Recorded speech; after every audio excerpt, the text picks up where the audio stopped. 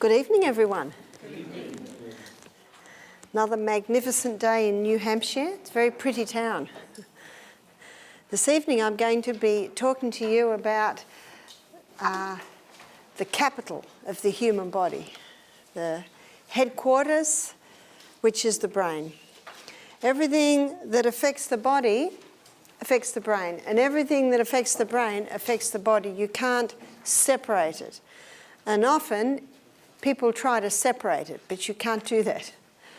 Everything that you eat, drink, whatever, affects the brain, and I'm going to be talking about in the first part of the lecture tonight. And on the other hand, the way we think and the way we speak even affects the way our brain functions and thus the rest of the body. So we're going to begin by looking at the brain. And this is the brain from side on. Looks a little bit like a slug. And looking at the brain from the top down, it looks a little bit like a walnut. So there are two lobes. In fact, if you want to know what the brain looks like, look at a walnut. And in the front of the brain, you'll find two lobes. Medicine calls these two lobes the frontal lobe, referring to them as if they are one. Because the fact is, both lobes have the same function. It's a very important part of the brain, the frontal lobe, because it is in the frontal lobe where our reasoning powers reside. It's in the frontal lobe part of the brain where judgment takes place. In the frontal lobe part of the brain is where our intellect is. And the fourth function of the frontal lobe, I consider one of the most important gifts that God gave to mankind. It is the will. The will is the governing power in the nature of man. It is the power of decision or of choice. And when you think about it, everything depends on the right action of the will. The power of choice God gave to mankind. And you can see by the other functions of the frontal lobe that it was God's design that every decision we make be made according to reason, judgment, and intellect. Now, in the brain, the frontal lobe takes up approximately 33%. But in some brains, it can get up to 38%. So the frontal lobe basically is the front third of the brain. In a monkey, frontal lobe takes up approximately 17% of the brain. In a dog, 7.5%. And in the cat, any guesses on the cat? 12. One lady said, 1. Another lady said, not my cat. Well, I guess if human beings, you can have a difference, 33 to 38% of the brain, I guess there can be a development of any creature's brain. It is in the frontal lobe part of the brain where our foresight is. It's in the frontal lobe part of the brain where our self-control is, where our morals are. And the frontal lobe is fully developed at the age of 30. There are many cultures where the young people are not given positions of responsibility until the age of 30. And if you read the Bible account of Jesus' life, you will discover he began his ministry at the age of 30, frontal lobe fully developed. I remember my son Peter at the age of 25, he made a silly decision. I said, "What are you doing, Peter?" He said, "My frontal lobe's not fully developed, Mum." I said, "Yes, that's why you need your mother." And that's why I say to parents, bind your children to your heart when they're young, so that they will make you their counsellor and guide as they go through those teenage 20s years when they need someone with a fully developed frontal lobe. So why is there a difference in the human brain? 33 to 38%.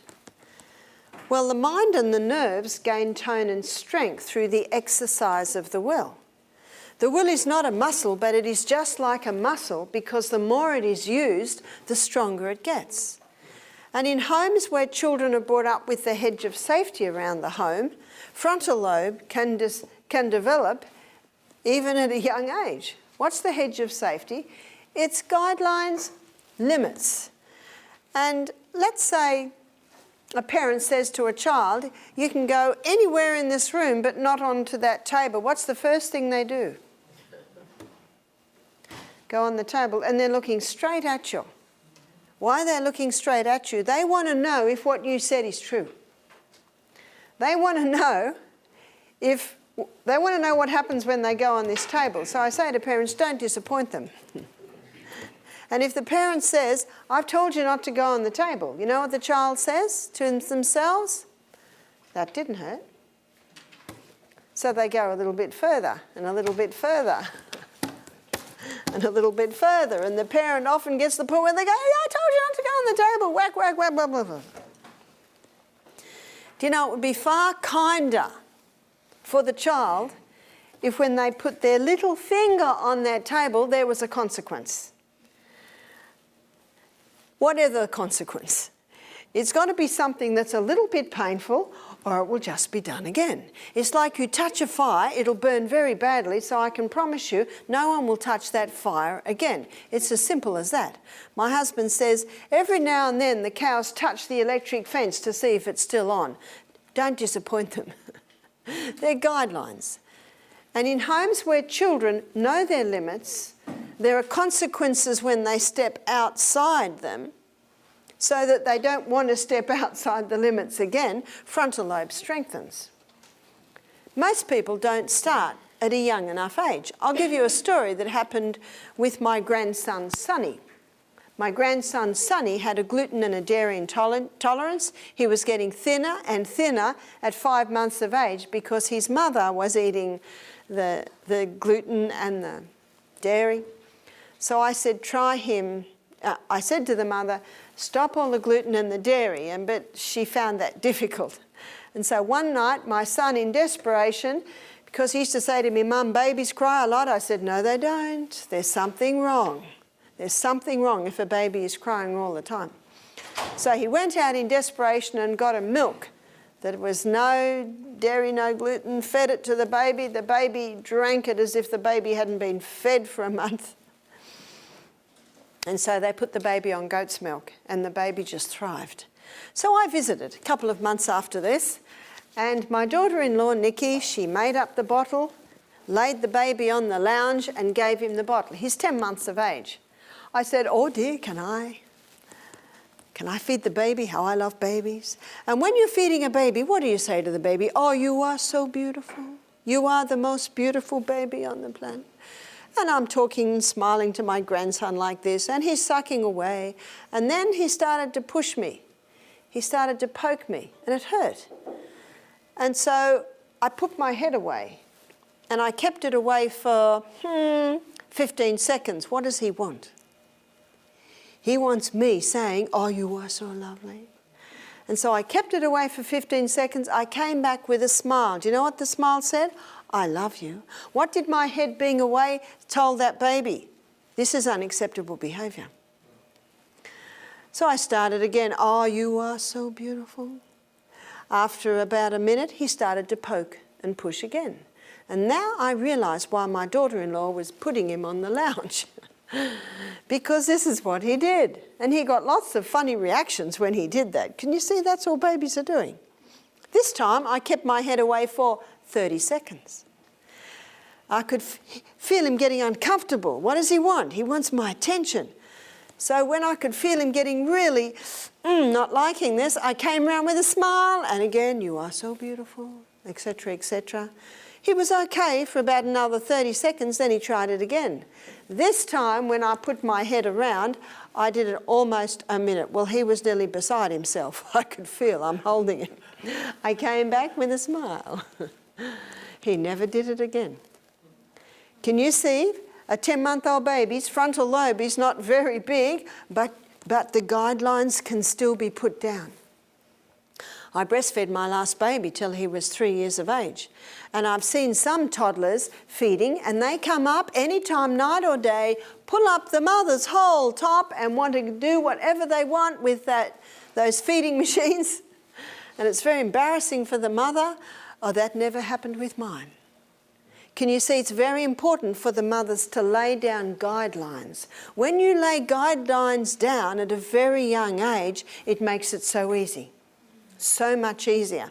And then, of course, if the guidelines aren't laid down and the children get established in some adverse habits, then it gets harder and harder and harder. But that frontal lobe can be strengthened and developed from a young age by showing the child guidelines and having consequences when the guidelines are stepped over. That strengthens frontal lobe. You see, what you're working with is the will. And I had a girlfriend and she had a little boy who was a challenge. He challenged every single thing. Whenever I'd visit, we could hardly talk. She'd end up putting him in the bedroom because he just acted out and she was beside herself. And then her and her husband went to some meetings where this educator was talking to them about choice. And so what they did is they changed the way that they handled this little boy, and very quickly they had amazing results. For instance, every time they'd go anywhere in the car, he would put on a turn when it was time to put the seatbelt on. You know, the father would be holding him and the mother would be putting on, he'd be arching his back, and terrible ordeal. So what they did then, they said to the little boy at the car, "We're going to Grandma's house. And on the way, we're going to go over the bridge and we might see some ducks and etc., etc. I'm going to put my seatbelt on, so is Mother, and we're going to put your seatbelt on." And the child's looking. If you resist, Father will have to give you a sharp slap on the leg, and that will hurt.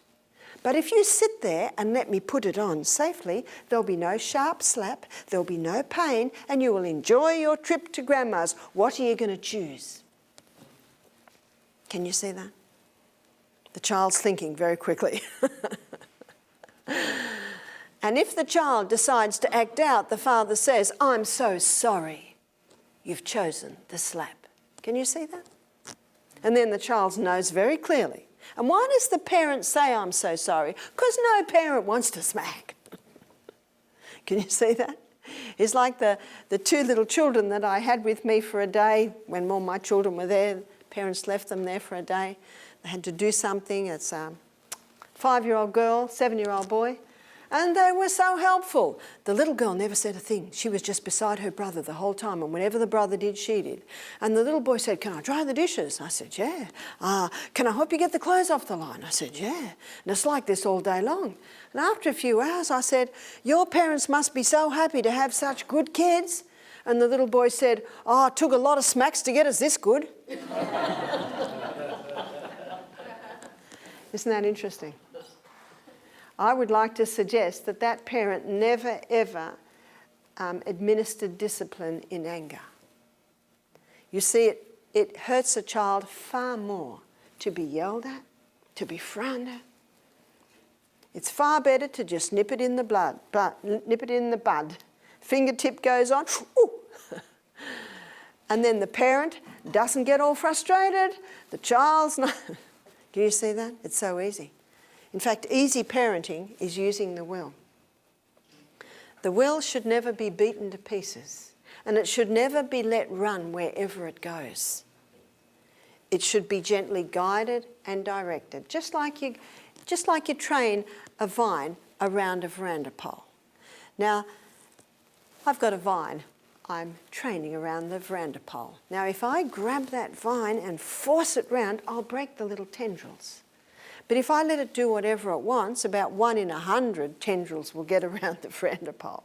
But if every day I go and pull it gently around, tuck it in. I come the next day, it's out again. I pull it round gently and I direct it again. And you know, eventually it's around there, isn't it? And I know as a parent, every day, gently guide and direct, guide and direct. You see, a man convinced against his will be of the same opinion still. And it's exactly the same when I'm helping people with physical or mental health.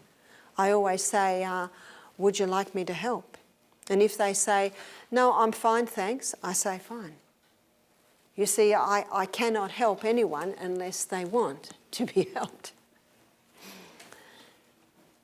So you can see, it's a very important part of the brain. Dr. Neil Nedley, in his book, Depression: A Way Out, he calls it the crown of the brain.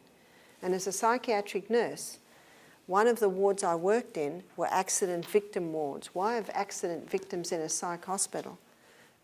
Because this part of the brain has been damaged and they have no ability really to order their lives anymore. One of the best things a parent can teach a child is self-control. And that's what discipline teaches a child, self-control. They want so much to go on that table, but it hurt.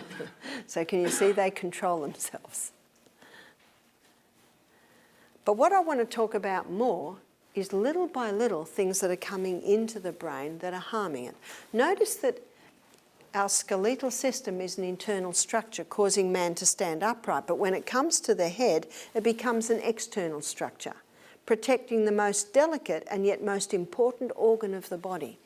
But there are 7 avenues of access into the brain: 2 ears, 2 eyes, 2 nostrils and a mouth. Everything that's coming in through those avenues is affecting the brain. And in this first lecture, I want to look at foods and drinks. In my second lecture, I want to look at the things we've seen and heard through our lives. Sometimes potentially damaged things. And I want to show you how it affects the mind and how you can put it in a spot so that it need never harm you. Sugar. How could sugar be dangerous to the brain? You see, the brain cells consume 15 times the fuel of any other cell.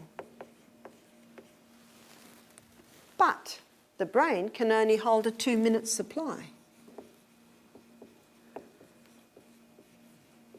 And this is where the problem arises. So a person has sugar in, and I'm mostly referring to the pure crystallized acid extracted from the sugar cane plant. Blood glucose levels rise dramatically. Does that mean reason, judgment and intellect are working really well? No, they're bypassed. It's like trying to control a fast car. And so very quickly the brain says to the pancreas, quick, insulin. But more insulin is released than should be released because there's so much glucose. Where are we going now? Where's reason, judgment and intellect down there? Lights are on but no one's home. This is when the children are bouncing off the wall. This is when they're scrapping and fighting and being disobedient. You want easy parenting? Eliminate the sugar and use the will. Very easy. It's very easy. And you're at work and you say to your colleague who wants a coffee with sugar in it early in the morning, 9 o'clock, they've got their drop after their morning coffee that they had at 7 o'clock, now they've dropped at 9:30, and they say, I need a lift. Can you get me a cup of coffee or some lollies, or you call them candies, Mars bar, Coke? And you say, oh, excuse me, but I've just been to some health lectures and I've just learnt that these things aren't good for you.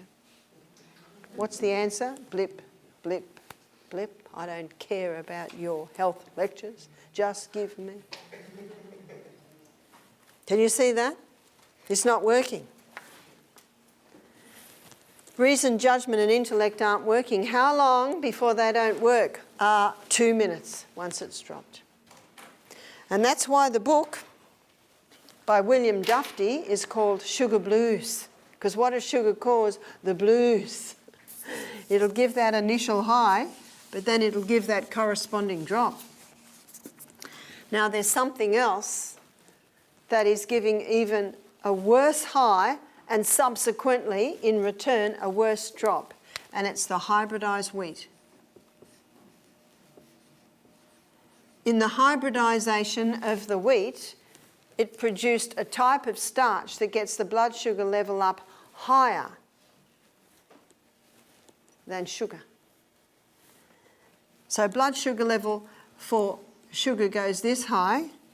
For wheat, it goes about that high. For sugar, it drops that low. For wheat, it'll drop that low.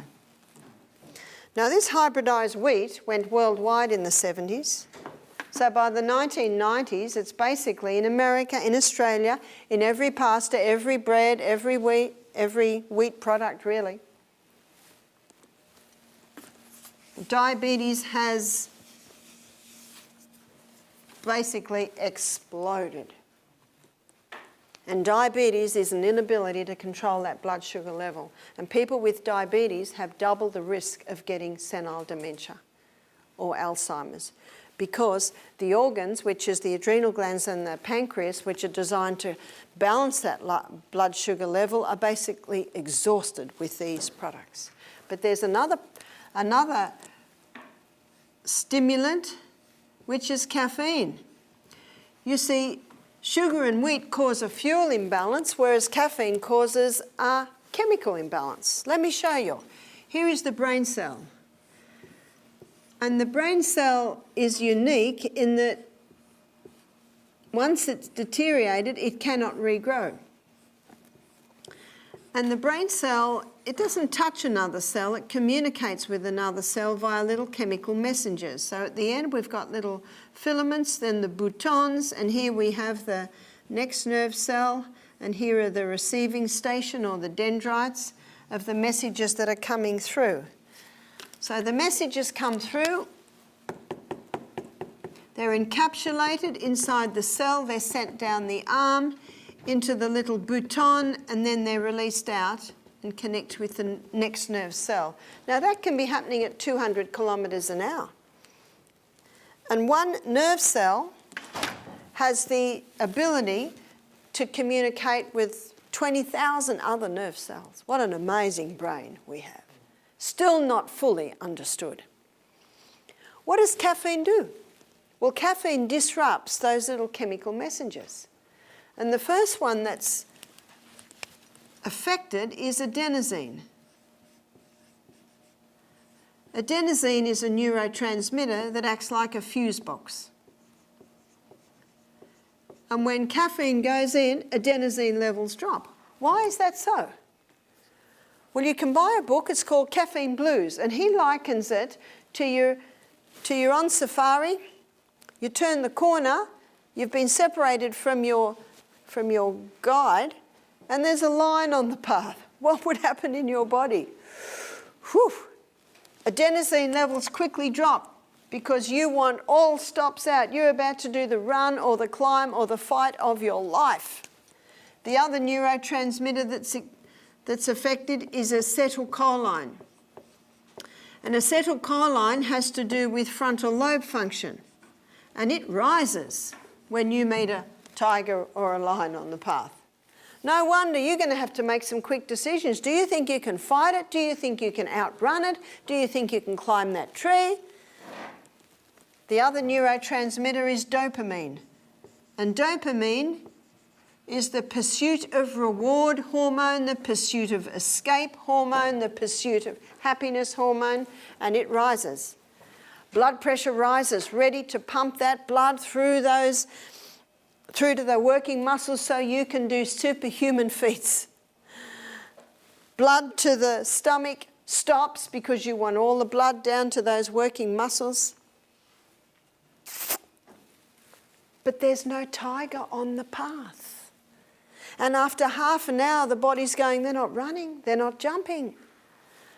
Quick, develop extra receptor sites to grab every little bit of adenosine that comes through in an attempt to maintain the balance. Stop making so much acetylcholine. And eventually, after you've met a tiger on the path every day for 6 months, dopamine levels are exhausted. How would you feel if you met a tiger on the path every day after 6 months? How would you feel if you met three on the path a day after 6 months? There's a tiger on the path, so what? Gobble, gobble, gobble, gobble. Depression's definition is a chemical imbalance in the brain. Nothing causes a chemical imbalance in the brain more than caffeine. And when people come to our health retreat, for the first 24 hours, we see a lot of suffering. Not from the ice addict, not from the alcoholic, not from the smoker, not from the heroin addict, and we've had them all, but from the coffee drinker. Isn't that incredible? Pardon? Is that also true with other caffeine derivatives? All caffeine. Even when they say the natural guarana or... Yeah.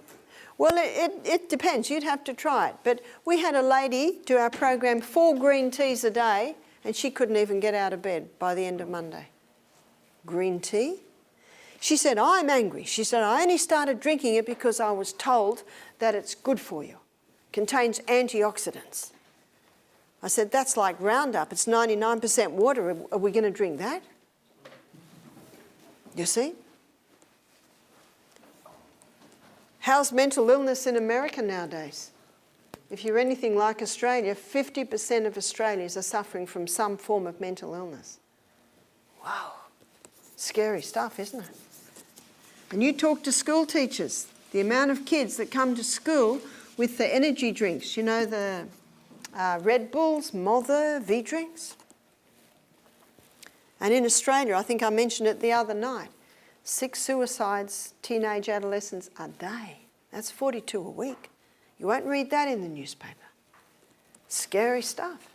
I don't think this is the only contributing factor, but it certainly is a big contributing factor. How many Americans, how many Australians woke up to these 3 this morning? Most. Not you and me, of course. Mercury. Mercury is a neurotoxin. What's a neurotoxin? It's a brain poison.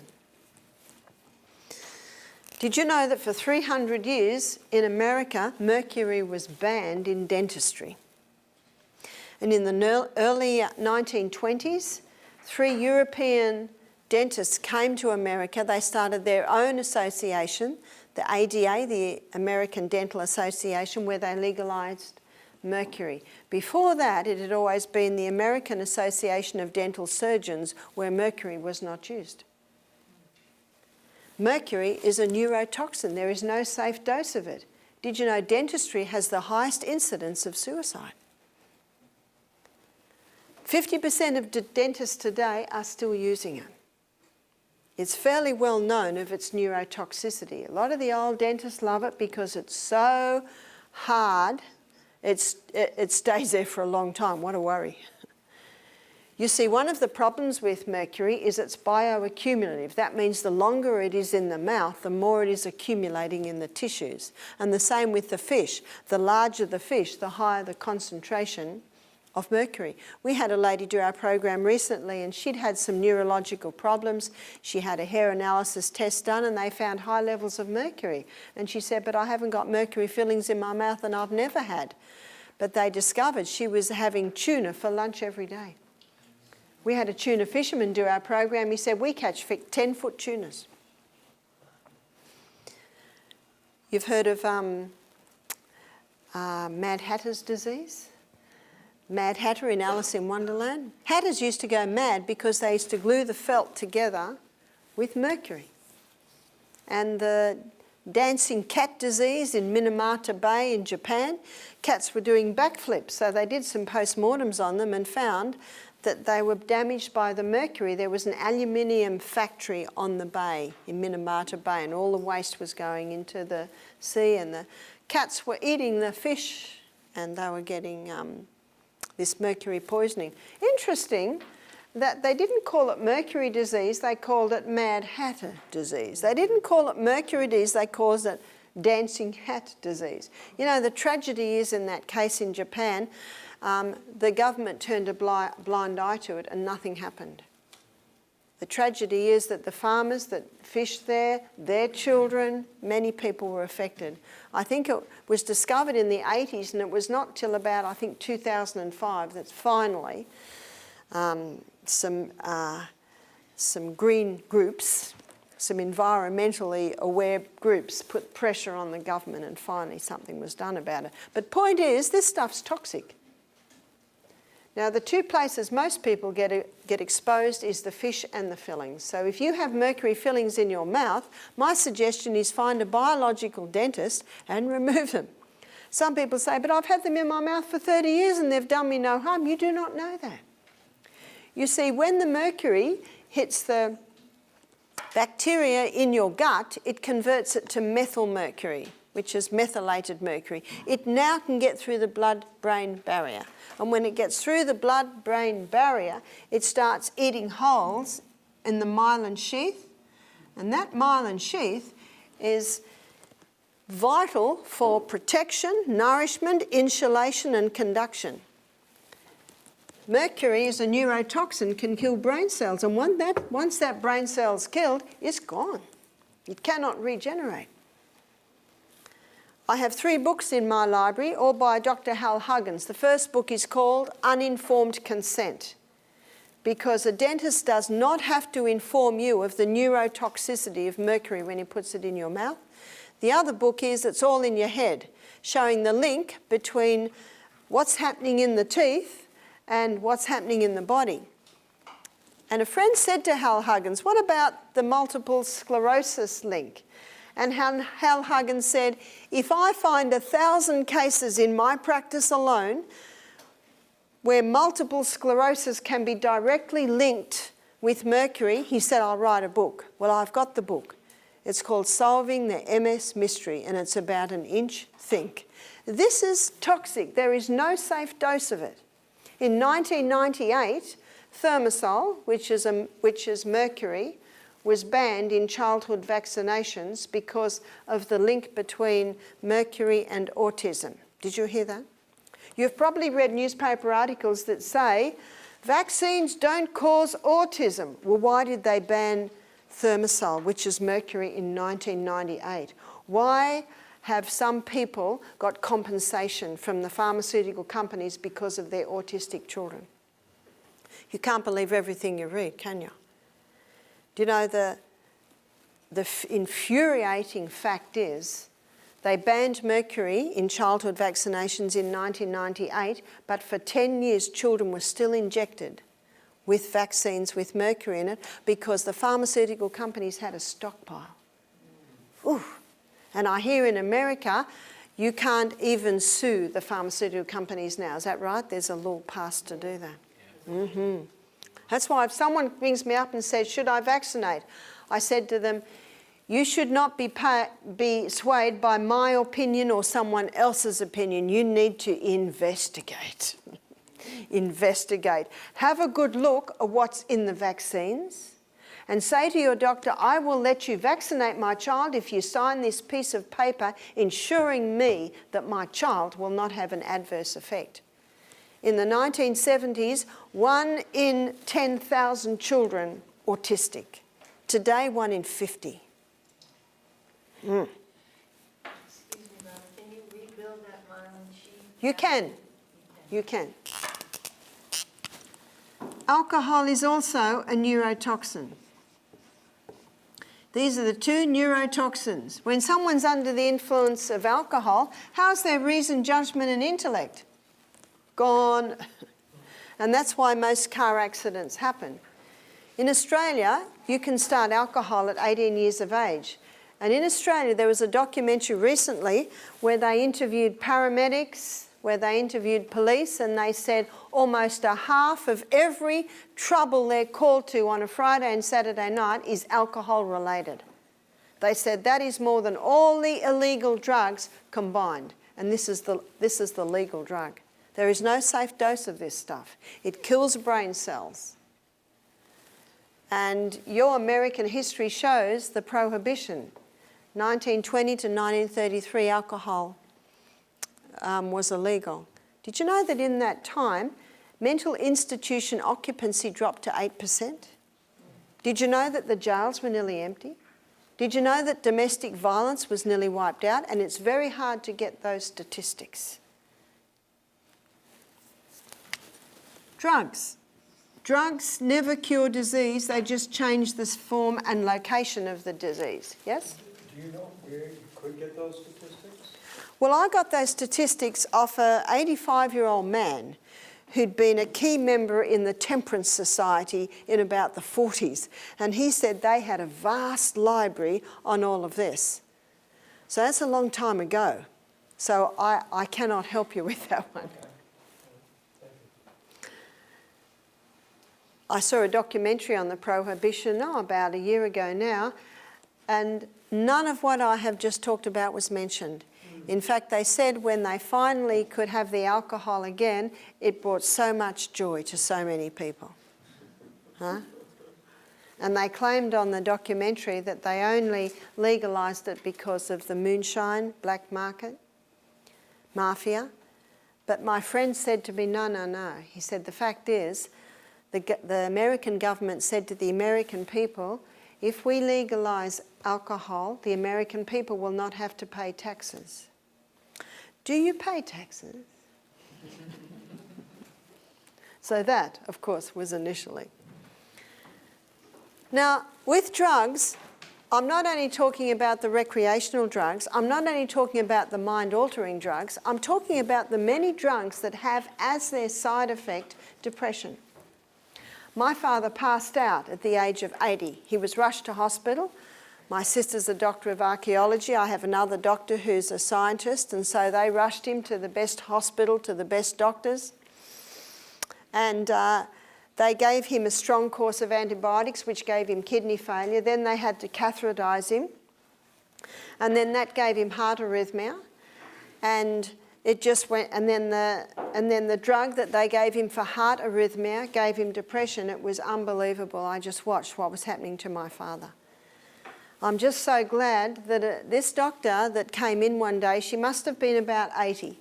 She looked at my father. She said, "Show me his tongue." Doesn't happen often. And she said, and she wrote, "Take him off this and take him off this and take him off that." She took him off most of his medication, and finally I was able to get him up to my rainforest. My sisters weren't happy. They had a meeting with me. They said, "You'll take him off his medication." I said, "No, I will not. I never touch anyone's medication." So they let me have him because they were all too busy anyway. I never said anything to my father. I gave him nourishing food. I gave him lots of water. He started to walk a little bit more every day. And on the second week, he called me. He said, "Barbara." I came in. He said, "Look at this." And he had his foot on the bin. You call it a trash can, yeah? We don't call it trash. We call it rubbish. And he let go of this bag full of his drugs, and it went into the bin. And I said, "Hooray!" And he went from strength to strength to strength. Do you know, when I analysed why he passed out, he was travelling because my father's an inventor, and he was going to a convention of inventors. And he had had no water. He was in a hot car, and when he got there, they gave him a cup of coffee. And he passed out. And yet, when I went into a conference of all the doctors who were trying to analyse what was wrong, one said he had Legionnaire's disease, one said he had amoebic dysentery, and I thought, give me a break. But I had to behave myself, or my sisters wouldn't let me have him, so I just sat there and smiled. Anyway, one day Dad said to me, "I'd like to take the car to town." It was a 2-hour trip to town. I said, "Fine, Dad." My sisters nearly flipped when I told them. But he had all his faculties there. They wanted to take his car away from him. After 6 weeks, he said, "I think I'll go home now." And my sister picked him up and she said, "Do you want any medication?" He said, "No." "Did Barbara take you off your medication?" He said, "Barbara didn't say a word." You see, often it gets just so complicated. A friend of mine had a bypass operation, and the anaesthetic gave him depression. He said for 1 year he conquered that depression. So not only have we got our mind-altering drugs, but we've got many drugs that have as their side effect depression. I'm shocked at how many families I meet who know someone in their inner or slightly outer circle whose mind has been damaged by the recreational drugs. Yeah? My husband is one of 5 children. His youngest brother was dux of the school, actually second youngest. My husband was the school's misfit. He was wild. In fact, he eventually was expelled, so was the other brother. I said to him, how did you feel about this brother who was top of the debating team and was dux of the school? He said, oh, we were proud of him. He said, if anyone looked sideways at him, he said, we just beat him up. My husband became a Christian at the age of 22 and he turned his life around. So that's Michael's brother. At the age of 16, he had some marijuana and his mind was tipped. Within 6 months, he was failing all his exams. He was expelled from school. And then he went over to Western Australia. You know, in Australia, there's the other side of Australia. And no one heard of him for 20 years. Then he came back and he was a little bit weird. He still is a little bit weird. So sad. This brilliant young mind, scales were tipped by the drugs. I've got a friend who's a physician. She said, do you know in the medical journals it says that antidepressants cause depression? Now, if someone's about to slit their wrists, an antidepressant may calm them down and save their life. Granted. But then the question mark should be asked, why did they get to that? What can we do to turn things around? And in my next lecture, I'll list the causes, some of the causes of depression, because there are over 100 causes of depression. Tobacco. How does tobacco affect the mind? Well, here are the carotid arteries, and these are supply lines to headquarters. You know, in the war, it was considered a victory if supply lines to headquarters was bombed, because if headquarters is bombed, hey, do you know that's what tobacco does? It bombs the supply lines. These are the two carotid arteries coming up here. They're the supply lines of nutrients, of oxygen, of water to headquarters. What tobacco does is it weakens the arterial wall.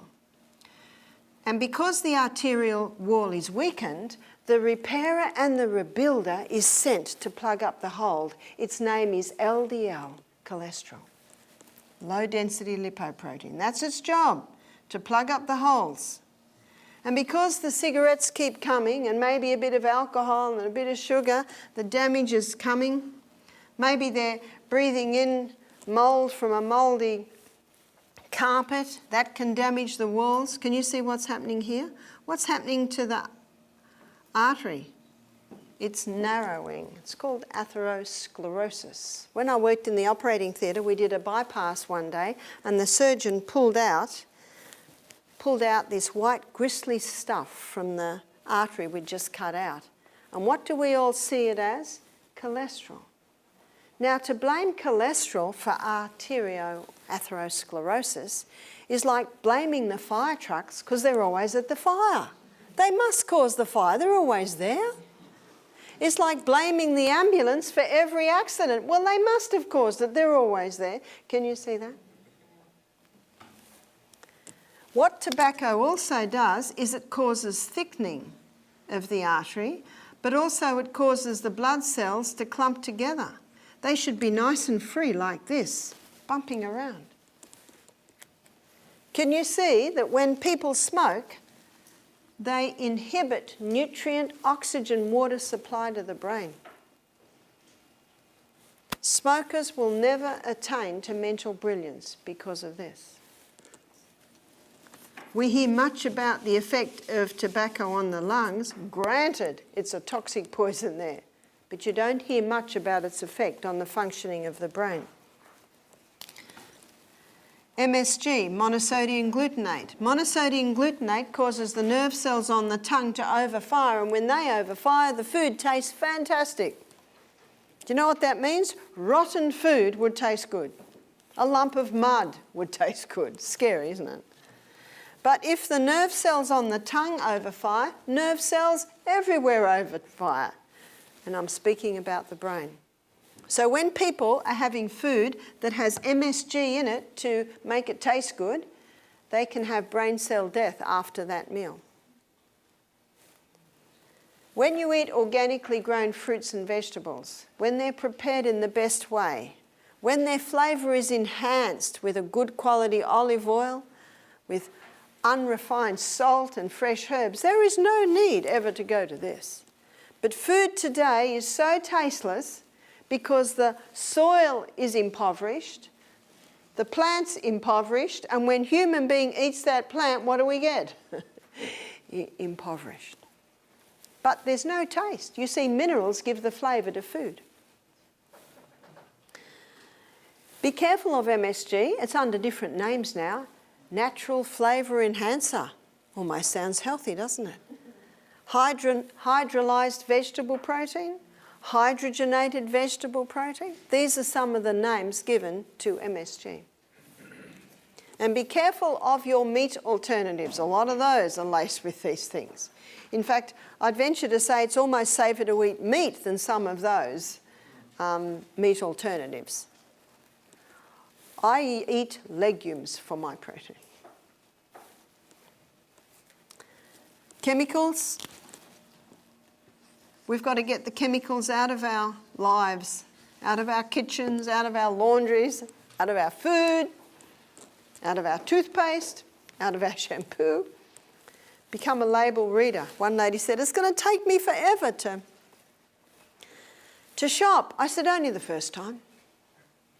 Because you get to know. In fact, when I go into the supermarket, I know exactly where to go. There are a whole lot of aisles I don't even go down. You've got to know what's going into your body. We're dealing with enough without putting more into them. They can cause a deterioration of the nerve cells. Mould. Mould can eat out cells. I had a chemist do my program. She was about 65. She said, 3 years ago, my husband died. She said, mould ate out his lungs.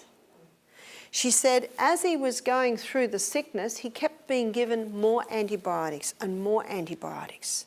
And of course, what are antibiotics made from? A mould waste. So it was literally feeding them. She said they did biopsy after biopsy, and finally they did a test, and it showed that he had fungus in his lungs. But she said by that stage it was too late, and she said he died. When she came to our health retreat, I have an extensive library by different doctors, professors, scientists showing the mould link with disease. I've got a textbook, which is a medical textbook. It cost me $500. It's called Clinical Mycology, because the study of mycology is the study of fungus. She couldn't keep her eyes out of the book. She said, this is the information I've been wanting. She said, I'm in a court case at the moment. She said, not because of revenge. My husband is dead now, but she said, I want it acknowledged so that no other person will go through that. It can eat out lungs. It can eat out brain cells. So that's enough incentive to check your house and make sure what you're breathing when you're in your bedrooms, your bathroom, is pure air.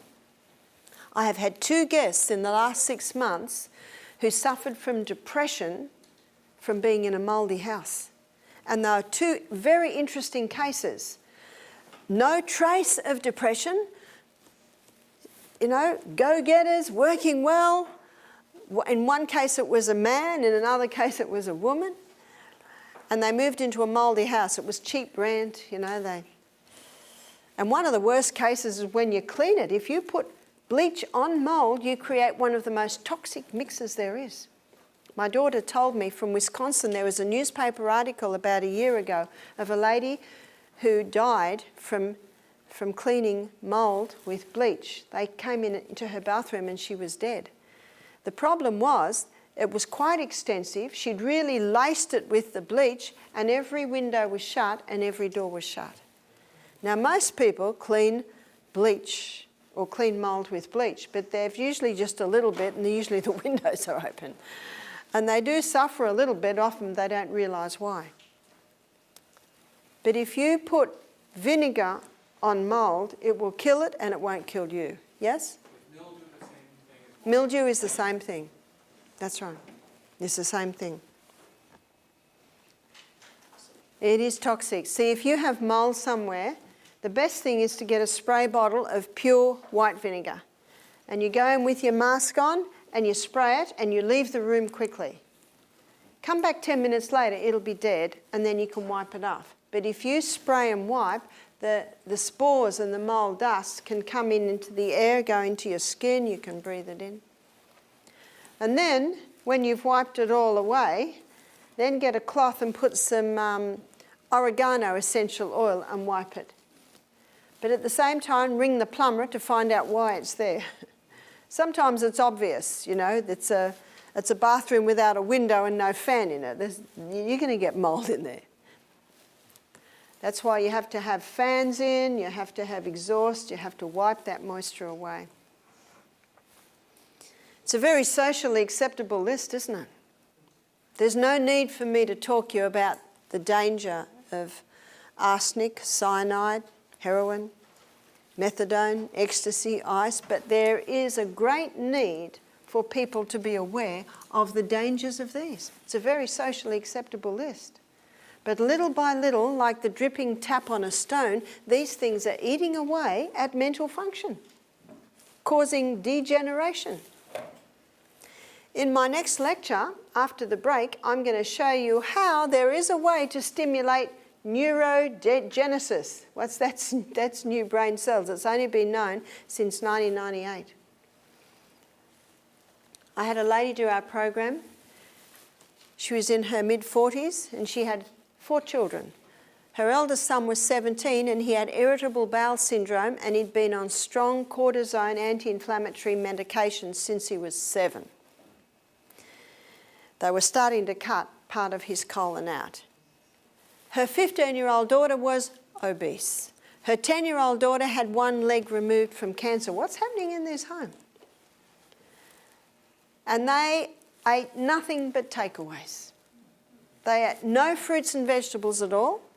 Every night it was, which fast food will we have tonight? She came and did our program. She started to learn about the importance of eating nourishing food, the importance of drinking water, the importance of stopping the stimulants.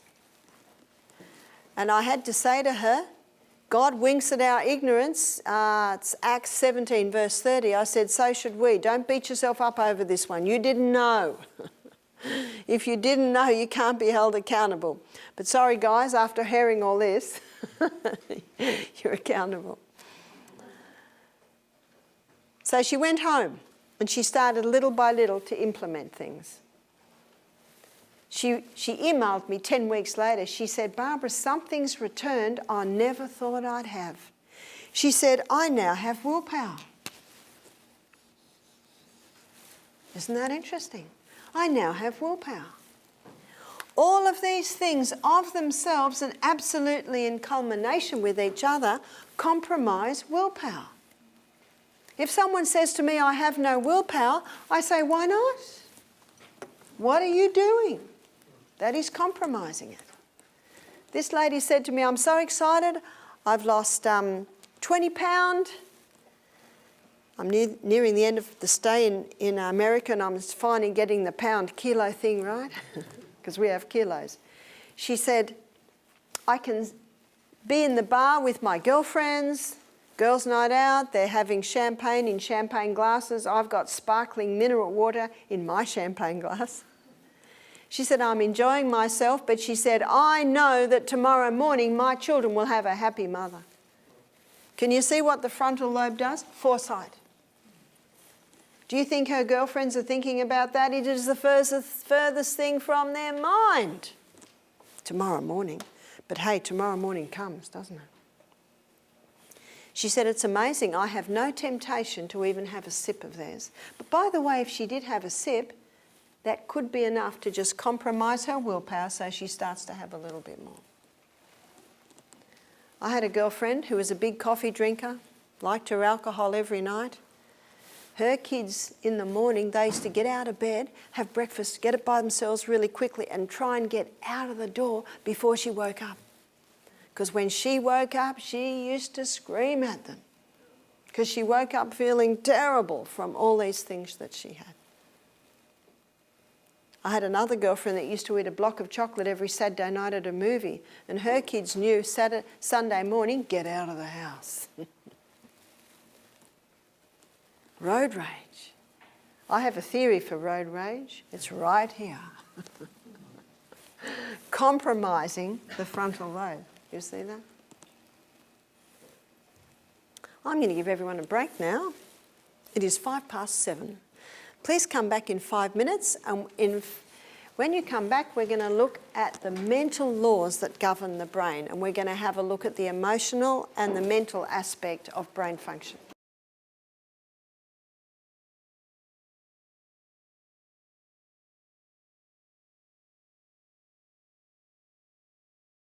Welcome back to the second part of the lecture. We're going to be looking at the emotional and the mental aspect of disease.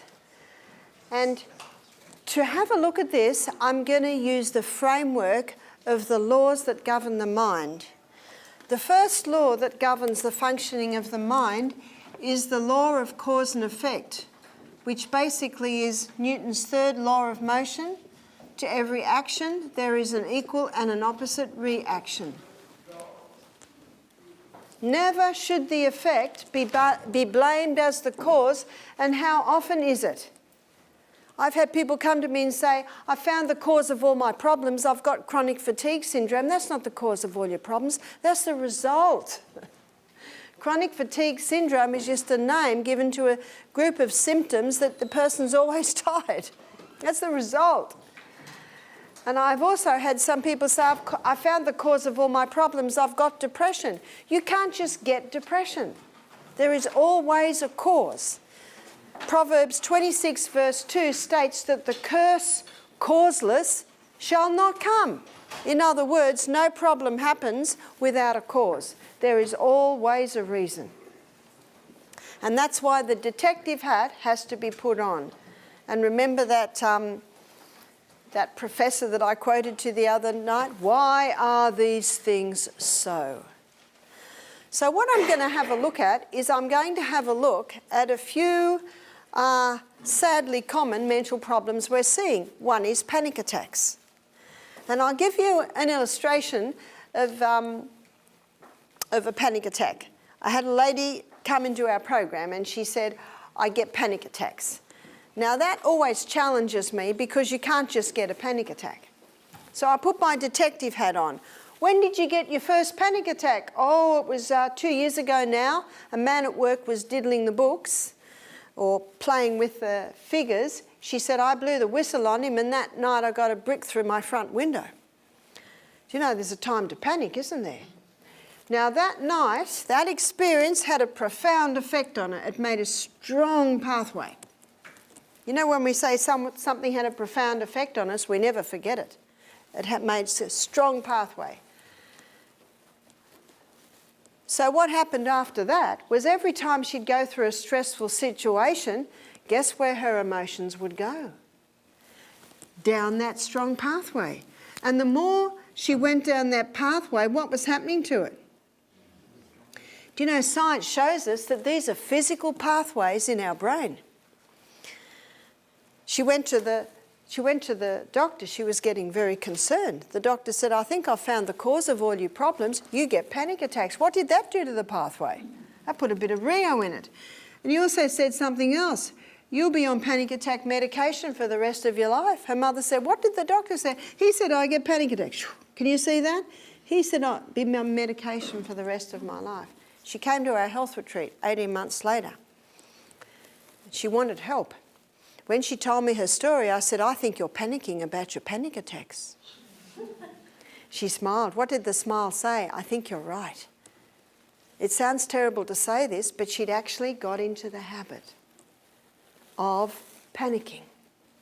I said to her, I believe you will be able to overcome these panic attacks. What did I do when I said that? I made another pathway. I said, I believe that eventually you'll be able to get off your medication. I made another pathway. But I knew that the first time a stressful situation arose, where would her emotions want to go? Which is still the strongest pathway? Down this one. So I gave her a whole lot of things that she could do when she feels it coming. I said, the first thing you've got to do is laugh. She said, I will not feel like laughing. I said, you're absolutely right. You will not feel like laughing, but I said, you'll be able to laugh. What did I do when I said you'll be able to laugh? I made a you'll be able to laugh pathway. You see that? I said, just go like this. Ha, ha, ha, ha, ha, ha. And while you're going ha, ha, ha, ha, get a crystal of Celtic salt, put it on your tongue, drink a glass of water. It helps to get the water into the cells. Our brain's a hydroelectric system. I said, go to the kitchen and get a chamomile tea bag, get a cup down, pour your tea. Chamomile is a mild tranquilizer. Take it outside. What will her emotions be doing? They'll be screaming at her, but just ignore them. Just ignore them. She went outside. Breathe deeply, oxygen soothes the nerves. Maybe do some stretches, sit down, have the chamomile tea. It takes about 15 minutes and then it's all diffused. You see that? It's all diffused. How did that lady feel after she conquered her first panic attack? Like a mighty conqueror. What's she conquering? She's actually conquering the back part of her brain, which is her feelings. And the feelings are a bad boss because your feelings go up and down like the wind. Feelings aren't bad, but they're not a good guide. But the frontal lobe is a good boss because every decision it makes is made according to reason, judgment, and intellect.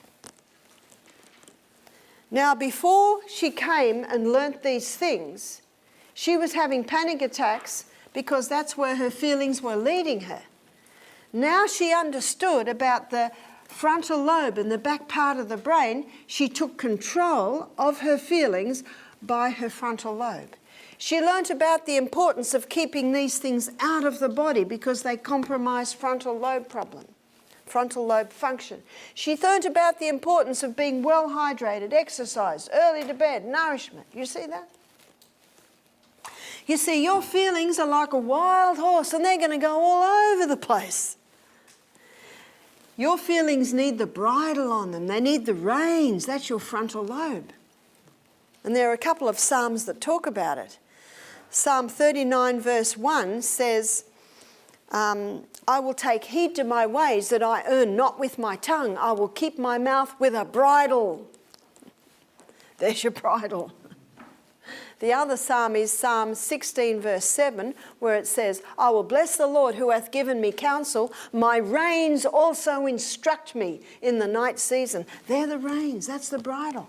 Let's say I said to a man, can you take this wild horse for a ride?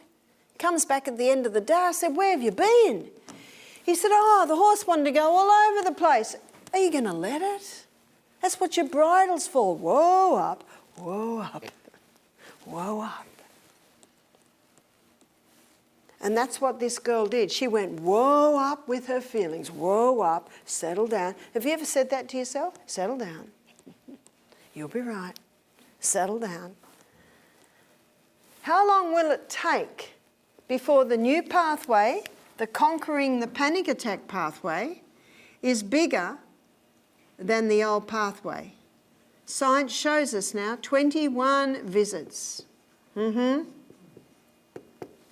If you visit it once a day, that's 21 days. And after not going down this pathway for 21 days, what's happening to it? It's shrinking. And so the day comes when a stressful situation arises, and where does that girl's feelings go? Down the new pathway. Can you see that? Can you see how the physical things are helping the function of the brain? I've seen many conquer their panic attacks by doing that. What pathways are we each feeding? I was staying with a lady last week, the week before last, and her little granddaughter was there, and her little granddaughter got overtired. And she was just crying and crying and for an hour. I said to the lady there next door, I said, it's important to conquer this one. This child's 6. I said, can you imagine that at 15? I said, this child's got into the habit of reacting like that. She said, well, what will I do? I said, there's a few things you can do. When she's like that, hold her wrists and say, settle down, sweetheart, settle down. And if the child tries to pull away, it will hurt the child's hands. If the child tries to pull away, go a little firmer. Ah, sorry, sweetheart. And if the child stops pulling away, it doesn't hurt so much. But just keep them calm, keep them still. Another thing that you can do is you can sit, put the child's back on yours, fold their arms and hold their wrists there. And just hold them. Very firmly, but just hold them and keep saying, you're right, calm down. Calm down, sweetheart. You're right. No, don't yell, calm down. And if the child tries to break away from you, just hold them firmly. It will hurt them. Can you see, resisting will hurt, but compliance won't hurt. It's actually like the bit in the horse's mouth, isn't it? And eventually the child will settle down. Or the other thing you can do, and I've seen my daughter do this, she's got one little girl that can tend to that. She takes her outside and puts the cold hose over her head. It's all right, sweetheart, just cooling you down. You know, it was interesting, the next day, when she started to get a bit upset, the mother said, do I need to cool you down, darling? Can you see when you teach the child this, what are you teaching them? It's to strengthen their frontal lobe. It's as simple as that. Many get into these habit pathways that can be quite easily redirected. Now, the girl that conquered her panic attack, she rewired her brain. And you can be rewiring your brain till the day you die. And the little baby I told you about, baby Sonny, who kept poking me, I rewired his brain. Science now shows us that we can be rewiring our brain till the day we die. You know the saying, you can't teach an old dog new tricks? Wrong. You can. Isn't that good news? What's the saying? If there's a will, where there's a will, there's a way. If you say you can, you will. If you say you can't, you're right. You won't. What about depression? Depression is not a cause. Depression is an effect. The chemical imbalance, which is the medical definition of depression, just doesn't happen for no reason. So chemical imbalance. What causes the chemical imbalance? Let me make a list of all the things that can cause a chemical imbalance in the brain. A chemical imbalance in the brain can be caused by too many highs. Sugar causes a high, wheat causes a high, caffeine causes a high, alcohol causes a high, drugs cause a high, tobacco, MSG. These all cause transitory highs. What's a transitory high? Brief. Doesn't stay there. It's a stimulating high. And they all come with corresponding lows. What's the old saying? The higher you go, the harder or the lower you fall. They all come with corresponding lows. That's why the book's called Sugar Blues. There's a book called Grain Brain showing all the damaging effects of wheat on the brain. There's another book called Caffeine Blues, because that's what caffeine causes, the blues. The hangover after a night of alcohol. That's the body saying, please don't do this to me anymore. The desperate fight to get another hit of the drug. Desperately reaching for their next cigarette. The damage done by MSG, they all cause lows. So all of those by themselves and absolutely in culmination can contribute to depression. Chemical imbalance in the brain can be caused by a lack, can be caused by a lack of oxygen. Oxygen vitalizes, invigorates and electrifies the brain. Do you remember last night I drew that CBD inside the cell and I showed you that oxygen will give you 18 times more energy than a cell without oxygen? That can happen in your 1 trillion brain cells. Lack of oxygen can be caused by lack of exercise. No wonder Dr. Neil Nedley, he advises very depressed people to go on 7 hours of exercise a day. Well, that's not 7 hours of interval training. He says after 1 week, 7 days, they're so improved they can go to a 1 hour a day maintenance dose or interval training 15 minutes a day maintenance dose. That's impressive, isn't it? Lack of sunshine can cause depression. The ultraviolet rays from the sun go through neurochemical pathways, hit the pineal gland and cause a release of serotonin. That's why you feel good on a sunny day.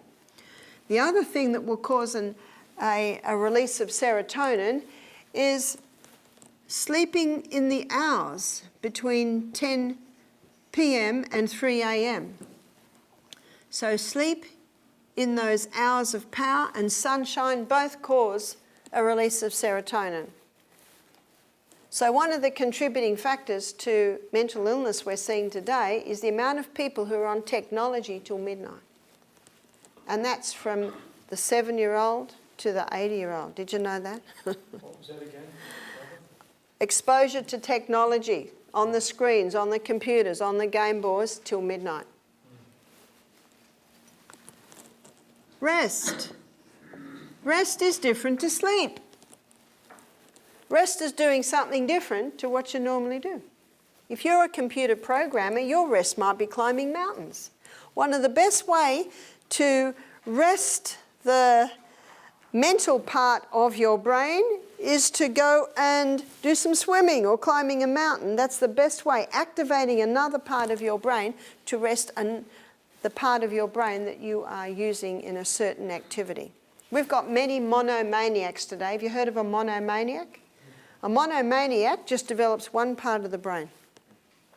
We've got so many girls today that they're really good on Facebook, they're really good on the games, but they don't know how to cook, they don't know how to sew, they don't know how to clean house, they don't know how to mother. I've seen them. The baby's crying and they're in their arms and she's on Facebook. She's on the... There are many men today, young men, who don't know how to change a washer in a tap, they don't know how to chop wood, they don't know how to change a tyre, they don't know any of those basics. And yet they're really good on a computer. I made sure that when my children left home, and some of them left home to go and get their apprenticeships at the age of 15, and I guess they left home a little earlier because they finished their school early because they were homeschooled. I made sure they could all cook, they could all clean, all the boys could sew a button on a shirt and sew up a hole in a sock. You know, it's one of the best things and very important thing for parents to teach their children independence, to be able to look after themselves. Now, I remember my son, Peter, when his mates came over, he was about 16 and they were going to go somewhere. Well, he had them all cleaning his bathroom and doing his dishes. He said, we've got to get it. We can't go until my house is all clean. Rest is doing something different to what you normally do. And when I was 25, I read the Bible. And when I got to Exodus, where Moses was given the 10 Commandments, I read to the 4th commandment and it said, 6 days God made heaven and earth. 7th day he rested. Man should do all his work in 6 days and rest on the 7th. And I thought, how does a housewife do that? Now I'm pregnant or breastfeeding non-stop for 14 years. I've got babies and toddlers. And twice I had babies 18 months apart. And that's, you call it diapers. There's no disposable nappies then. I remember pegging 49 nappies or diapers on the line one day. How can I have a rest? But then I thought, you know, if I've got visitors, I've got everything ready. So I just made plans that there was one day where I didn't cook, I didn't clean, and I spent time with the kids. We do bushwalking as Christians. We always read the Bible in the morning. It revolutionised my life because with a mother, I'm up in a rainforest, no electricity, I'm working hard. It's almost an endless round. It just changed my life. There was one day where I just stopped all that and did different things. Now, to this day, Michael and I, we love work. You can't hold us down. But there is one day where we'll stop. And we're not lying around doing nothing all day. We might visit friends, maybe go to church in the morning, might even lie down and read a book. I'll never do that on another day. It's just like a stopper system that God gave us to prevent overwork. Lack of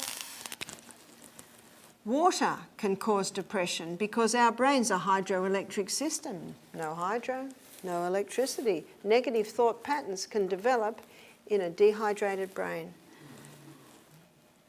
Lack of fat. It's the fattiest organ in the body. Your brain loves fat.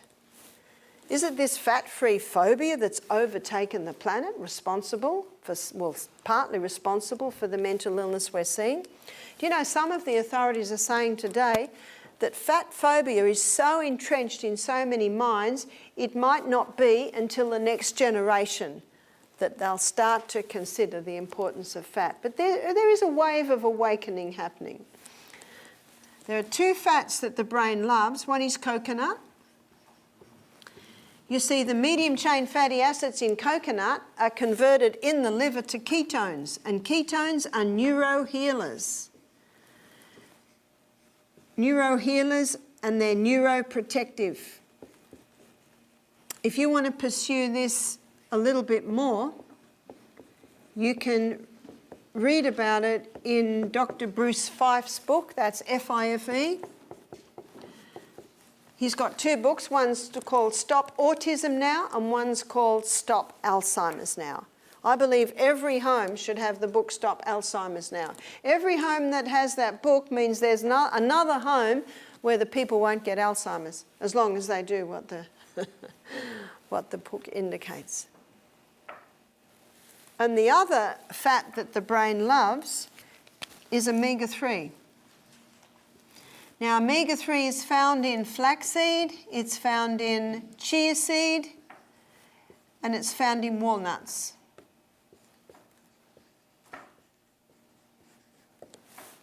There is research that shows breastfed babies are smarter because breast milk contains the omega-3s.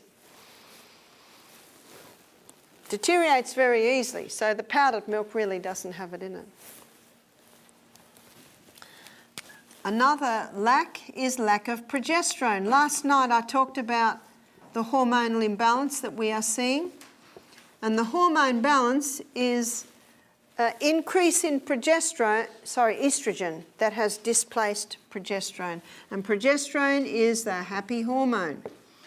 Many are low in progesterone, and I went through that last night. So I've seen many people, particularly women, boost their progesterone by going onto the Anna's Wild Yam Cream, changing the lifestyle, and then little by little they're able to ease off their antidepressants. Lack of minerals. There are two minerals that work together in getting the messages down that arm, and one is calcium and one is magnesium. It works like this. Calcium constricts, magnesium relaxes. Calcium constricts, magnesium relaxes. And so when the messages are going down the arm, they're basically going like this. Faster than that, of course. So lack of calcium and or lack of magnesium can inhibit the messages coming from cell to cell. Now, previously, I have explained to you the damaging effects of caffeine on the neurotransmitters in the brain, but caffeine also is the biggest culprit for leaching calcium and magnesium out of the body. So caffeine, it's like it has a double whammy effect on damaging the brain function. Lack of vitamins can cause depression. The vitamins that are the most famous are the B vitamins. Think of B vitamins as brain vitamins. But the most famous is vitamin B3.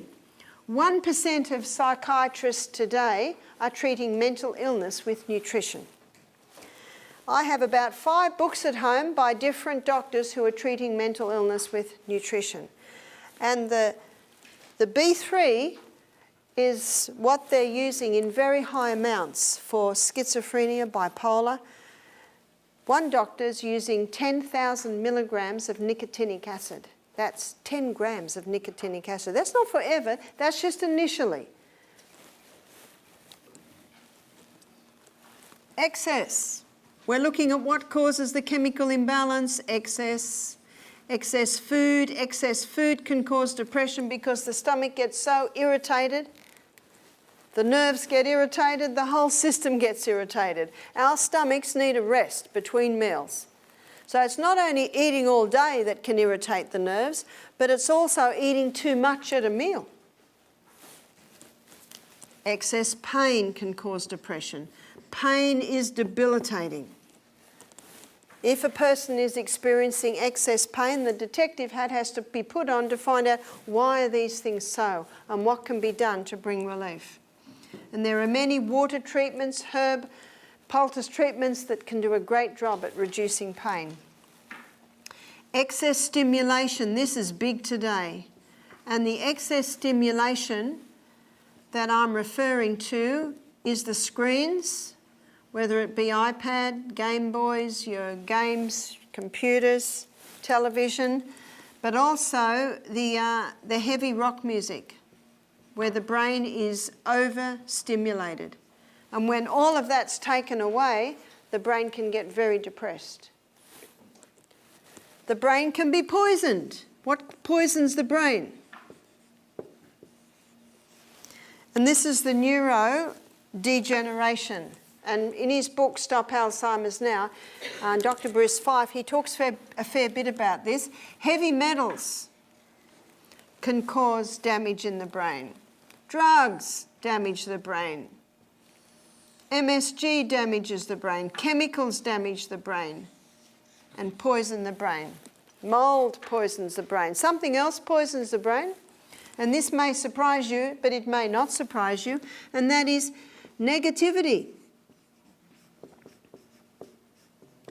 Do you know what this means? You can have someone doing everything right and that they're entertaining or cherishing negativity.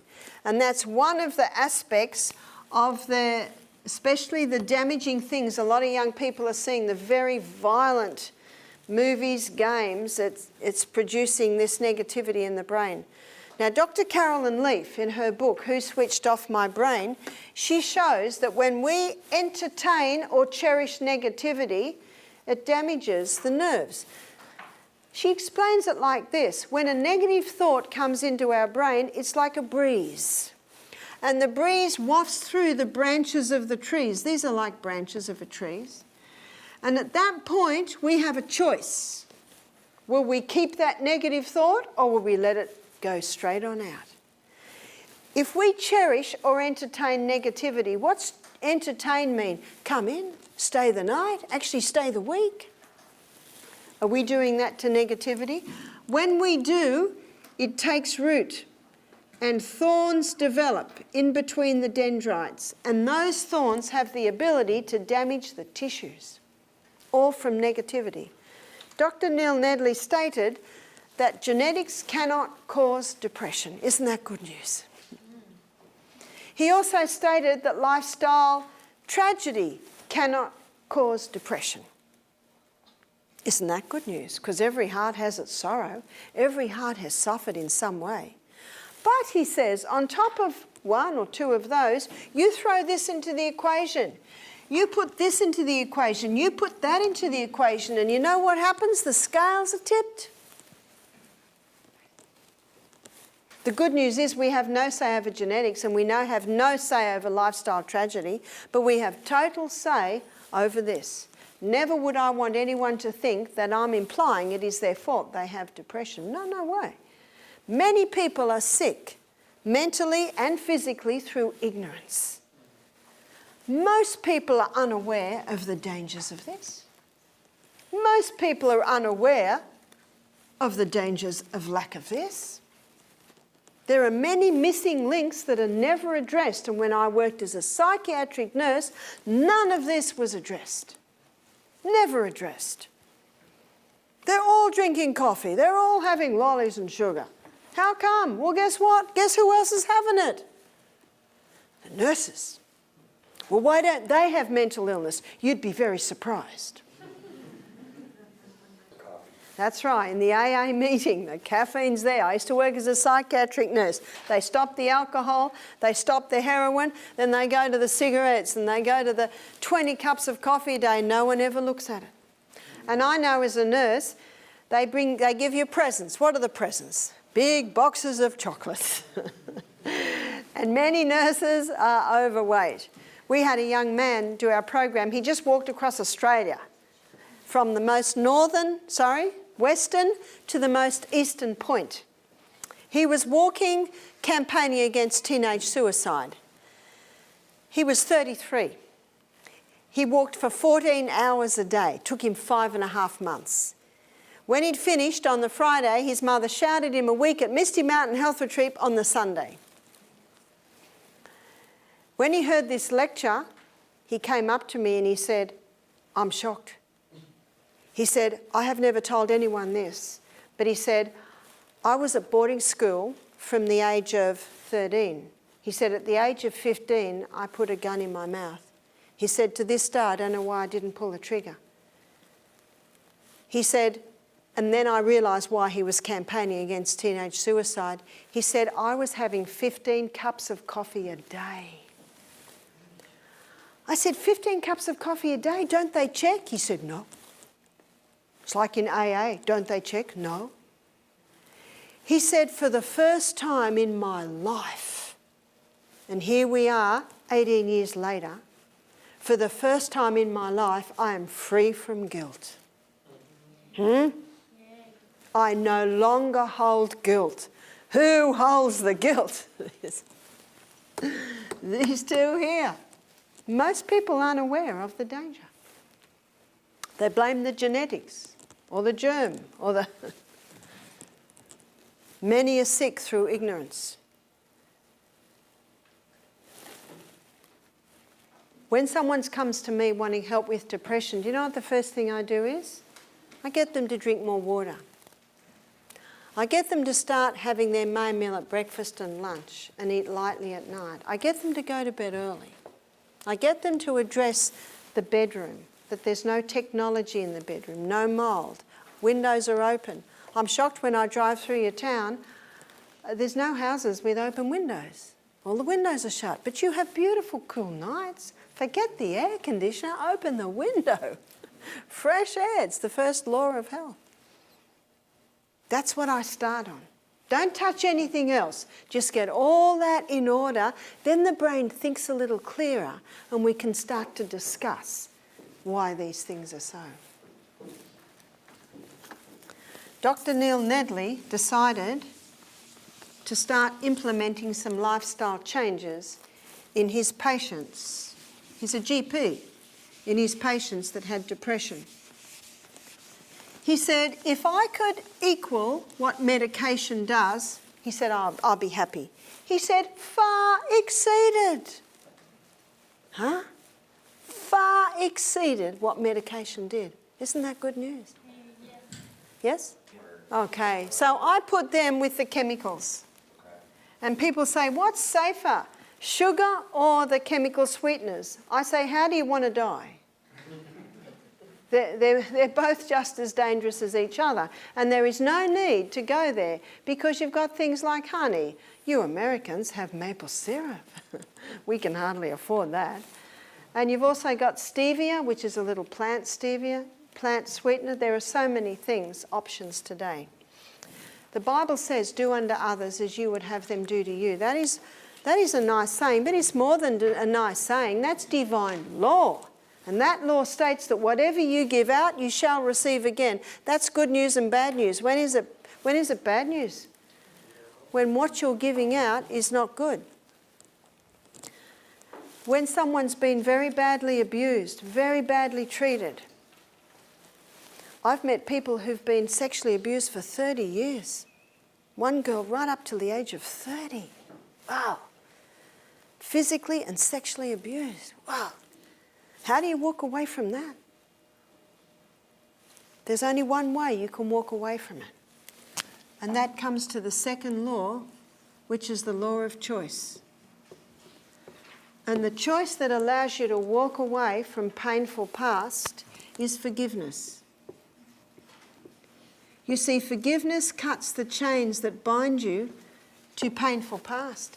Forgiveness is the only prescription in the entire universe that has the power to break the chemical bonds of hostility, anger, and hate. There is no other way. Forgiveness gives you wings. Forgiveness gives you freedom. Forgiveness sets the prisoner free. The prisoner is me. One lady said, but they don't deserve to be forgiven. I said, absolutely right, but it's got nothing to do with it. It's the best selfish decision that you can make. It's like a 14-year-old girl I was working with. She'd been sexually abused by her father. She's angry, she's bitter. No wonder. So I sat with her one day for 2 hours, explaining to her the power of forgiveness. Let it go. It'll free you. Finally, after 2 hours, she said, all right, I forgive. No feeling there. How could there be? How could there be feeling? You see, forgiveness is a frontal lobe decision, not a feeling one. Your feelings are going to trick you. They're going to tell you, don't do it. He doesn't deserve to. Don't go there. I'm going to give you a scientific fact that you might think sounds a little flippant. Fake it till you make it. Got that? Who are you faking? The wild horse. Don't refer to him. Just do it. And when this girl said, all right, I forgive, what was the pathway like? I jumped up, shook her hand and said, congratulations. You've just made the best decision of your life. Slight smile. What did I do when I said that? I strengthened the pathway. Every time she goes there, what's she doing to that pathway? Can you see that? Her sister wrote to the father and said that had done the abuse. This is what she wrote in her letter, because she was able to forgive a lot easier. She said, I love you, I forgive you, and I never want to see you again. That's powerful. That's very powerful, and it cuts the painful past away. Forgiveness is not a feeling. Forgiveness is a choice. Fake it till you make it, because practice makes perfect and practice makes permanent. You may not feel like it today or tomorrow or the next day, but in about a week, the feelings might start to come around. You see, your words affect your feelings. So don't go there.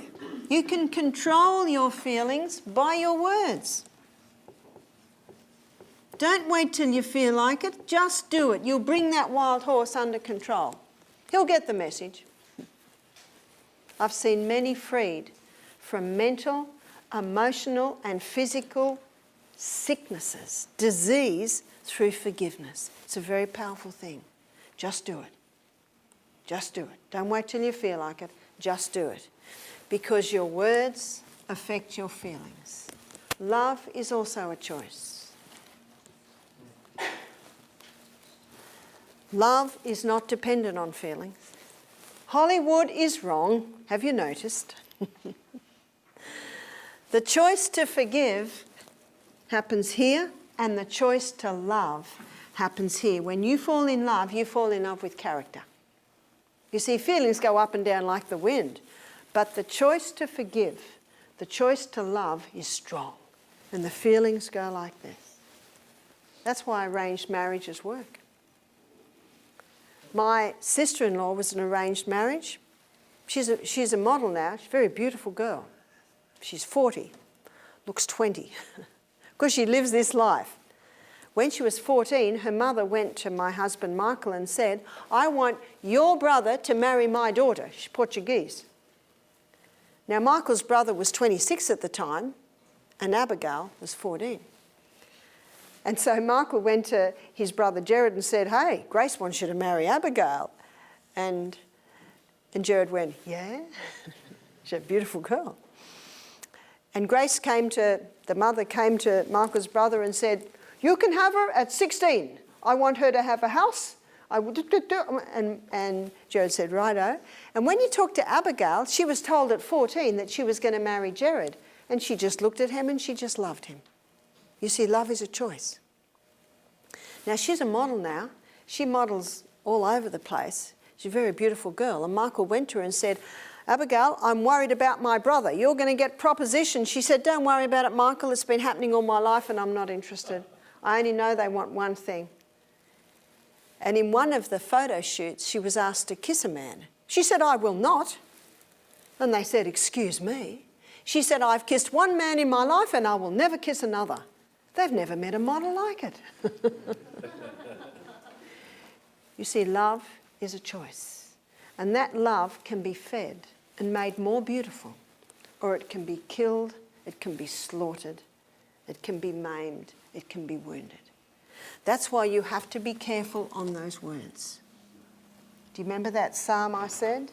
Psalm 39, verse 1, I will take heed to my ways that I err not with my tongue. I will keep my mouth with a bridle.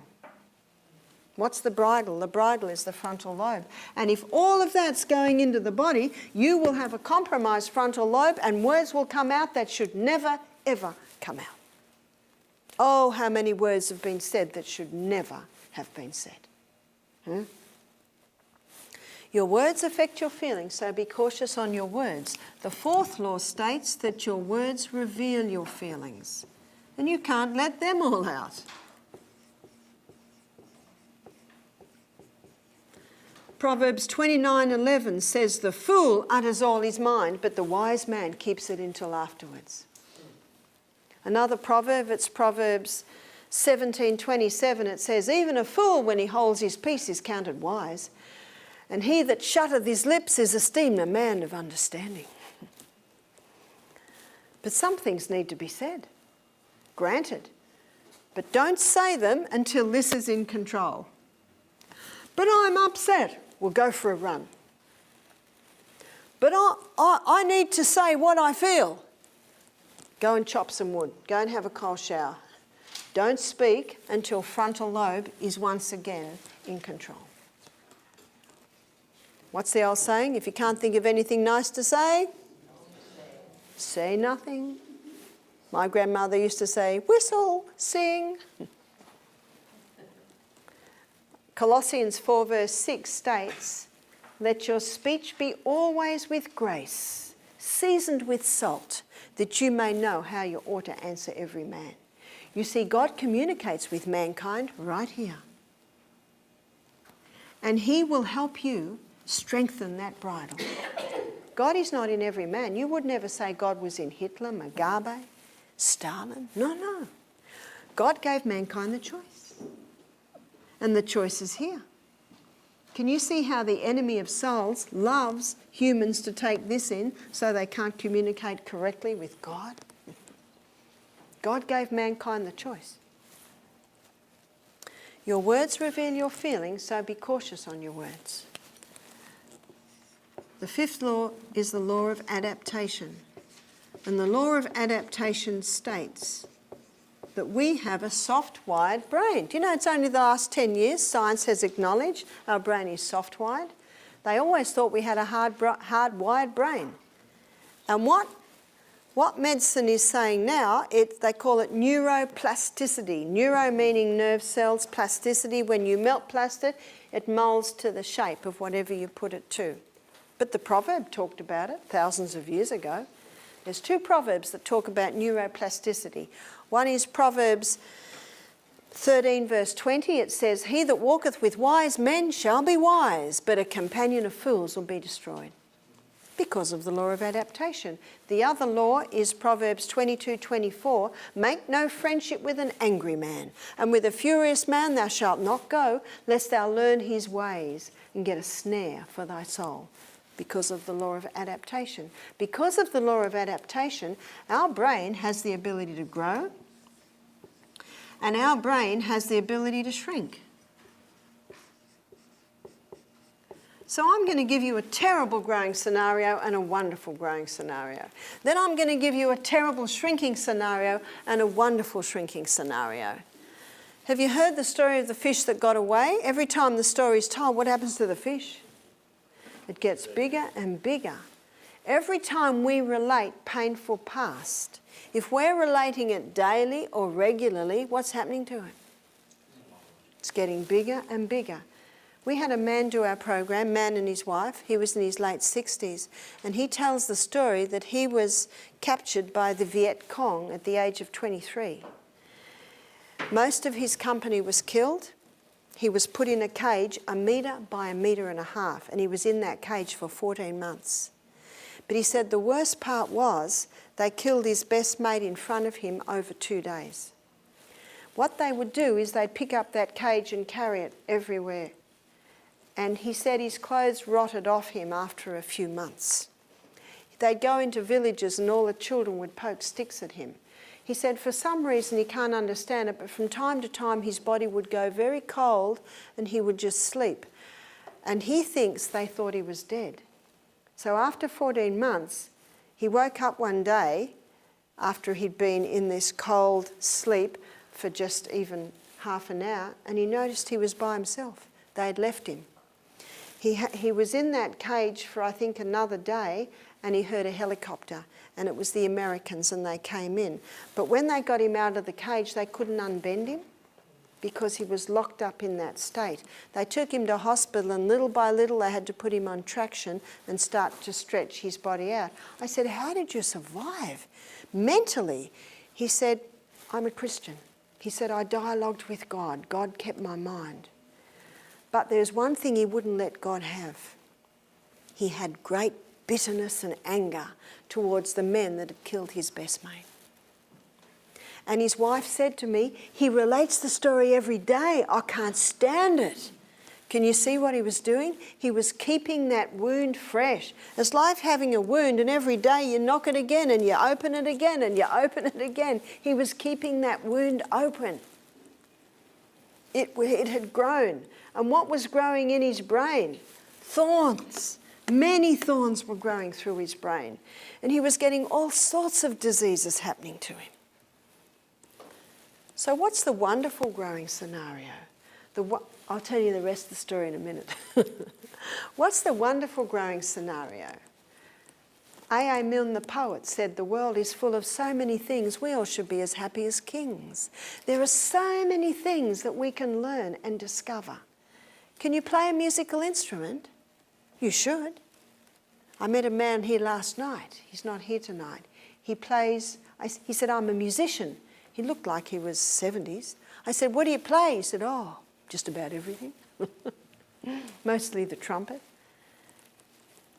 Learning a musical instrument is a wonderful way for brain growth. Let me show you the part of the brain that grows. We have 1 trillion nerve cells, and every time we learn something new, we develop another dendrite. We develop another dendrite, another dendrite, another dendrite, another dendrite. One nerve cell has the ability to develop 70,000 dendrites. That's phenomenal. The capacity of this brain is phenomenal. And the tragedy is most people go through their whole life never accessing the full potential of their brain. Isn't that tragic? You can be developing new dendrites right up until the day you die. So learning a musical instrument. I'd like you to spend the next 24 hours choosing your instrument, okay? Triangles out. Recorder, mouth organ. If you learned as a child, I assure you the pathways are still there. You'll revive them very quickly. Learning another language is also a fantastic way at developing new dendrites. Learning new skills, whether it's skiing or skating or cycling or sword fighting or belly dancing or painting or pottery. I love knitting and sewing and I love cooking. My husband's not interested in any of those things, but he learned to fly a helicopter about 6 years ago. He developed a lot of dendrites there. In fact, he learnt to fly the Bell 47. So there's 5 different things you're doing at once. The left foot, the left hand, and the right hand's doing 2 things at once. Wow. He said learning to hover is like trying to stay on a slippery rubber ball. And his teacher said, I'm warning you. He said in your 50s it's very difficult to learn this. His teacher said, I have 2 men in their 50s, one's up to 60 hours, one's up to 80 hours, they still can't get it. He said the young ones get it in 20 hours. Michael got it in 20 hours.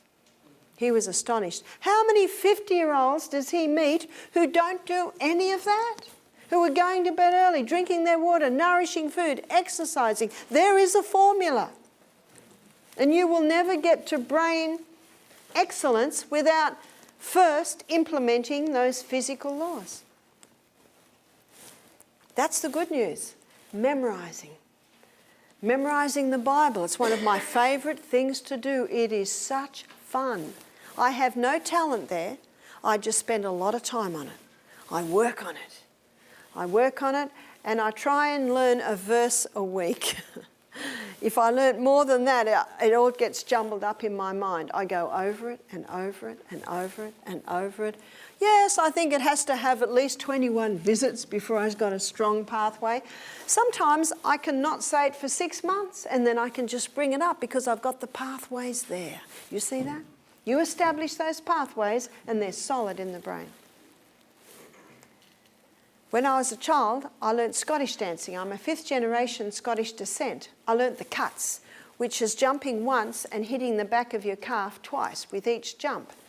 I can do that like that. And yet I get other people to do it. No one can do it. It's because I learned it as a child. And they're called the cuts. You do it in the sword dance. Now I can do it. I cannot do it for 12 months and then just stand there and do it like that. Just 1 jump and 2 hits. If I didn't have all this equipment on me, I might demonstrate. They're just skills. So you can develop so many skills. You don't have to learn the cuts. Most people with memorising give up when they're nearly there. I'll be memorising something for 4 days and I'll try and remember it in the morning and I can't. It's at that point most people give up. When you've almost climbed the mountain, do you stop when you're almost there? Because that's when you're the most tired.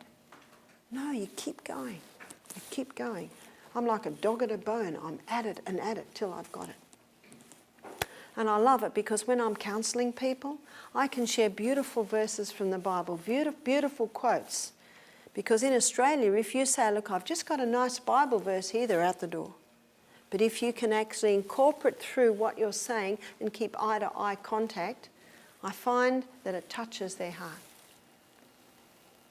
2 of my favourites are Isaiah 26 verse 3. Thou wilt keep him in perfect peace, he whose mind is stayed upon thee, because he trusteth in thee.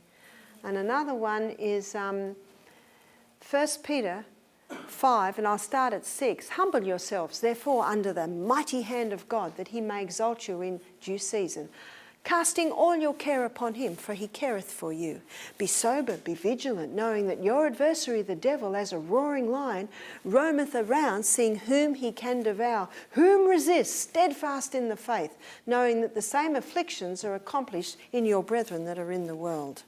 But the God of all grace, who hath called you unto his eternal glory, after that ye have suffered a while, make you perfect, establish, strengthen, settle you.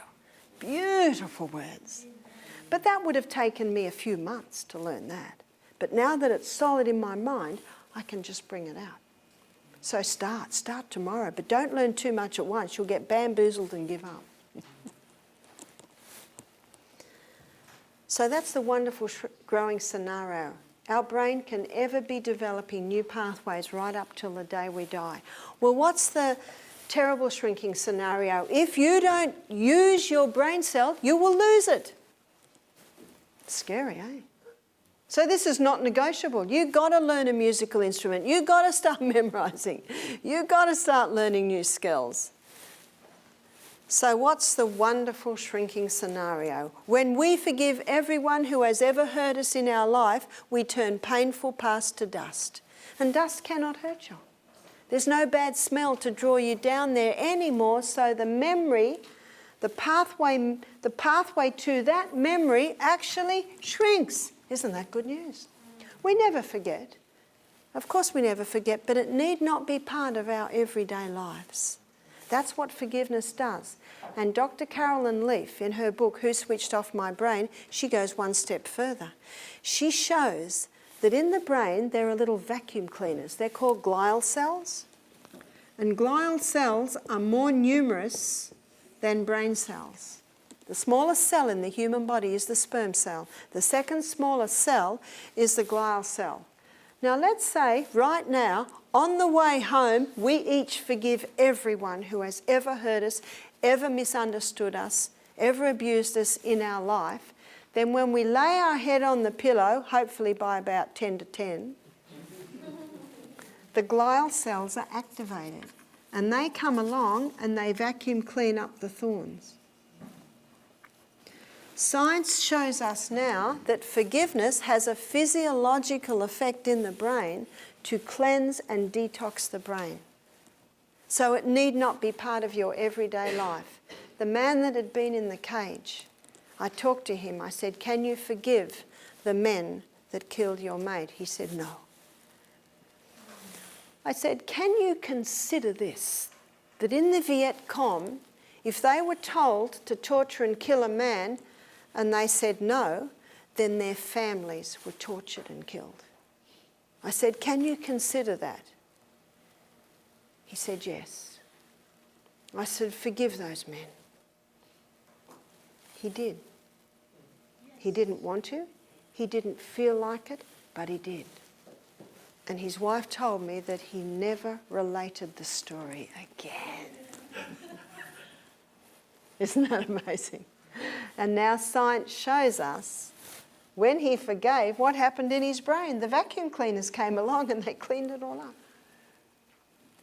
One lady said she could forgive her rapist by seeing him as a little boy who was raped. Whatever it takes. The consequences of their crime is not our business. That's God's business. And there's a verse in the Bible where God says, "Vengeance is mine, I will repay." And so leave it with him. He'll do a better job. Okay? Our job is to forgive. Our job is to let it go. Number 7, the final law is the law of diversion. And the law of diversion states that when something is so firmly denied as to refuse any hope for it, the brain has the ability to divert to other pursuits. Use it on yourself. We all get no's in life, don't we? We all get told things that we don't want to happen and we don't want to happen. But when you accept it and you basically look around for what pathway is going to open up, the brain can do that. The brain has been designed to do that. The old saying is, when God closes one door, he opens a window. Have you heard that saying? My son James, at the age of 13, said, "Mum, sometimes the window's bigger than the door." I think we can all testify to that. Some of the hardest things that we've had to go through in our life, we look back and they've been stepping stones to greater things happening in our life. That the trials in your life not be rocks to crush you, but stepping stones to greater things. The Italians say, we say when God closes one door, he opens two. Let me finish on a quote. And this quote is from a book that's called Counsel on Diet and Food, and it's about page 30. Right physical habits promote mental superiority. Intellectual power, physical strength, longevity depend upon immutable laws. There's no happen so no chance about this matter. Nature's God will not interfere to preserve men from the violation of nature's law. There is much sterling truth in the adage, every man and every woman is the architect of their own fortune. We don't choose what happens to us, but we choose the way we respond or react to what happens to us. If we say it's great, it will be. If we say it's terrible, it will be. What I have endeavoured to do tonight is to inspire you to look differently at your life, to inspire you to have a look at the fact that today is the first day of the rest of your life, because life should be good, no matter what your age, no matter who you are. And life should be getting better with age, smarter and brighter. This means that no one in this room need ever get Alzheimer's, because you now know how to prevent it. Isn't that good? So thank you for your attention, ladies and gentlemen. And thank you.